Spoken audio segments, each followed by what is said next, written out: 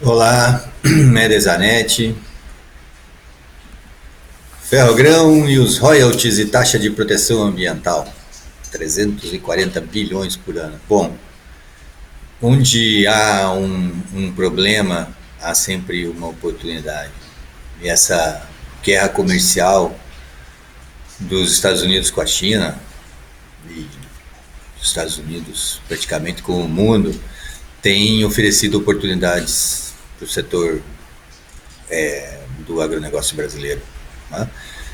Aproveitar dessas oportunidades é missão do governo, né? Bom, aqui eu quero falar sobre as cidades na região norte do país, né?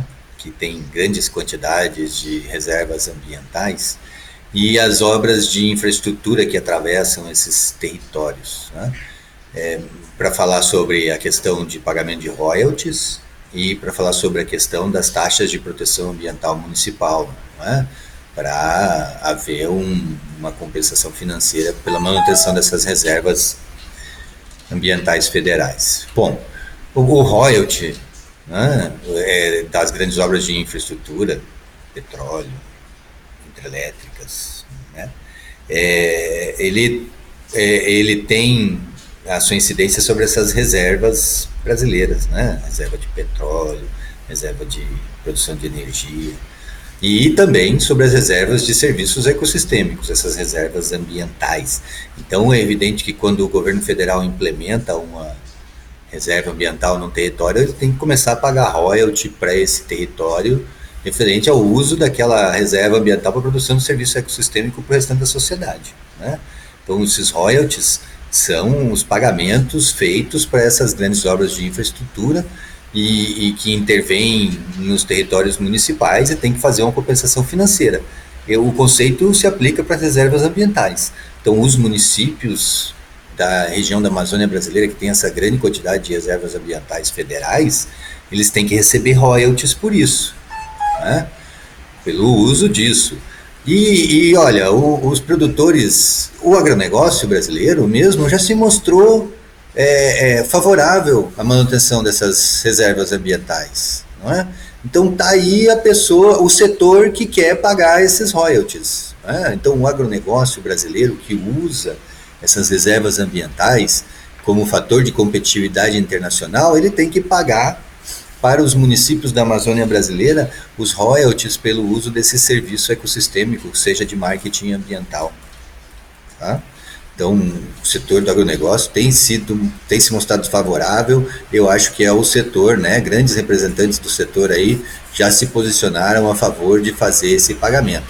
Então, além desses royalties que esse setor tem que remunerar aí, o setor que está usando essa imagem, tem as taxas de proteção ambiental municipal, né? Porque é pelo uso direto aí dos territórios, né? Restrição de uso.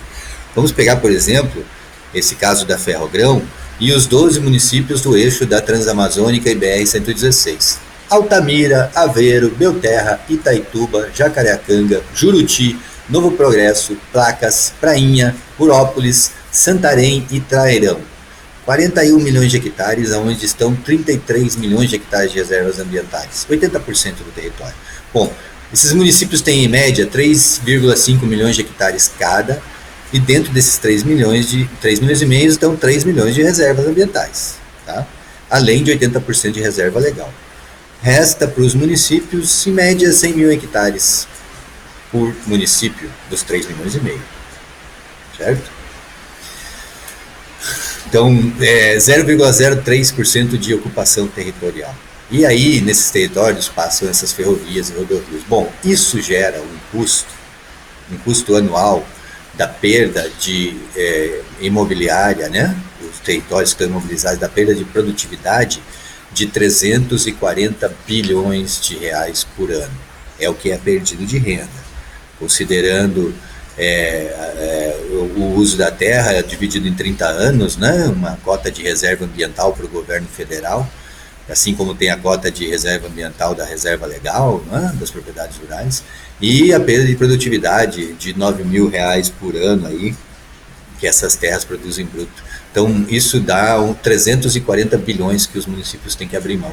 O custo para Ferrogrão, por exemplo, seria de 17 bilhões anuais, que ela tem que pagar de taxa de proteção ambiental para os municípios. Cerca de 120 milhões de reais por ano para cada município. Então, este é o valor que os municípios podem cobrar da Ferrogrão hoje, né? E podem cobrar também da BR-163, né? Pelo o trânsito aí dos veículos, referente à taxa de proteção ambiental para manter as reservas ambientais no seu território, não é? Porque a Ferrogrão ela tem que deixar de ser uma ferrovia de um corredor de exportação e passar a ser um corredor de integração.